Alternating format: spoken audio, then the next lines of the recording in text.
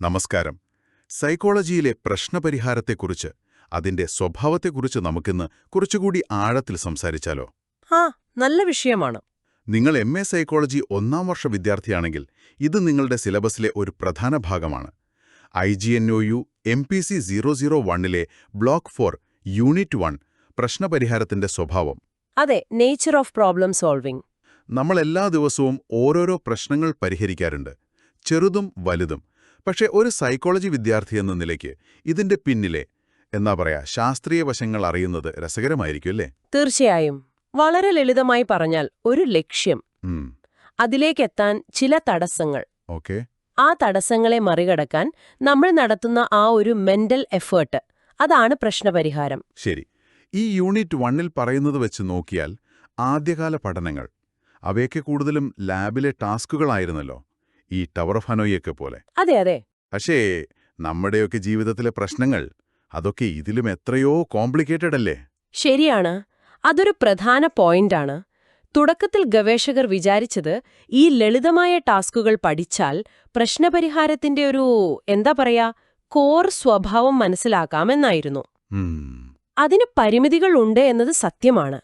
എന്നാലും ചില അടിസ്ഥാന ചിന്താപ്രക്രിയകളിലേക്ക് അത് വെളിച്ചം വീശിയിട്ടുണ്ട്. അപ്പോ എന്തൊക്കെയാണ് ആ അടിസ്ഥാന പ്രക്രിയകൾ?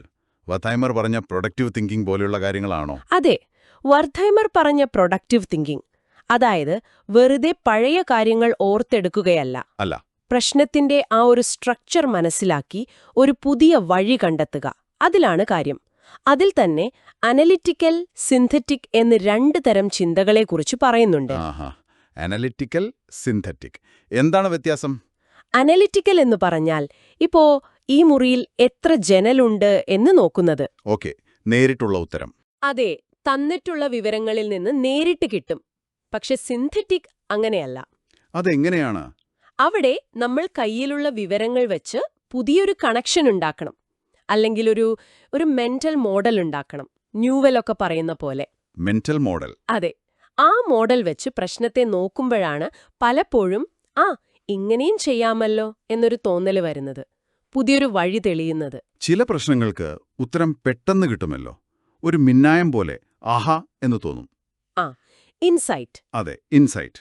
മറ്റു ചിലതിന് നമ്മൾ കുറേ സമയമെടുത്ത് സ്റ്റെപ്പായി ചെയ്യേണ്ടി വരും. എന്തുകൊണ്ടാണ് ഈ വ്യത്യാസം? ശരിയാണ്. അതാണ് ഇൻസൈറ്റ് പ്രോബ്ലംസും നോൺ ഇൻസൈറ്റ് പ്രോബ്ലംസും തമ്മിലുള്ള പ്രധാന വ്യത്യാസം. ഇൻസൈറ്റ് പ്രശ്നങ്ങളിൽ ഉത്തരം അത് പെട്ടെന്നാണ് മനസ്സിൽ തെളിയുന്നത്, മുഴുവനായിട്ട്. ഒരു പരിധിവരെ അതെ. പക്ഷെ നോൺ ഇൻസൈറ്റ് പ്രശ്നങ്ങളിൽ അങ്ങനെയല്ല. ഓരോ സ്റ്റെപ്പ് കഴിയുമ്പോഴും ഞാൻ ഉത്തരത്തിലേക്ക് കുറച്ചുകൂടി അടുത്തു എന്നൊരു ഫീൽ ഉണ്ടാവും. അപ്പോൾ ഒരു പ്രോഗ്രസ് ഫീൽ ചെയ്യും.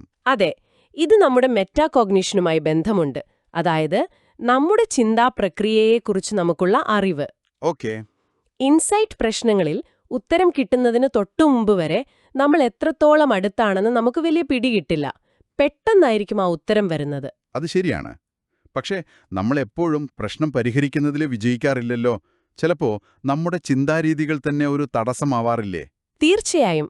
അതാണ് പ്രധാനപ്പെട്ട ഒരു കാര്യം. ഈ യൂണിറ്റിൽ പറയുന്ന 2 പ്രധാന തടസ്സങ്ങളുണ്ട്. ഏതൊക്കെയാണ്? ഒന്ന്, ഫങ്ഷണൽ ഫിക്സഡ്നെസ്.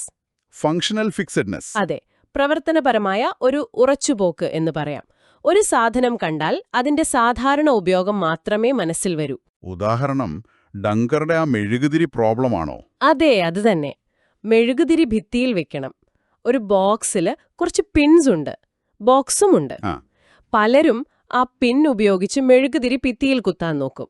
പക്ഷേ ആ ബോക്സ്, പിൻ വെച്ച പെട്ടി, അതൊരു ചെറിയ ഷെൽഫ് പോലെ ഭിത്തിയിൽ തറച്ച് അതിൽ മെഴുകുതിരി വെക്കാമെന്ന് പെട്ടെന്ന് ചിന്തിക്കില്ല.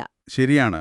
കാരണം ബോക്സ് സാധനങ്ങൾ വെക്കാനുള്ളതാണെന്നാണല്ലോ നമ്മുടെ മനസ്സിൽ. അതെ, അതാണ് ഫങ്ഷണൽ ഫിക്സഡ്നെസ്.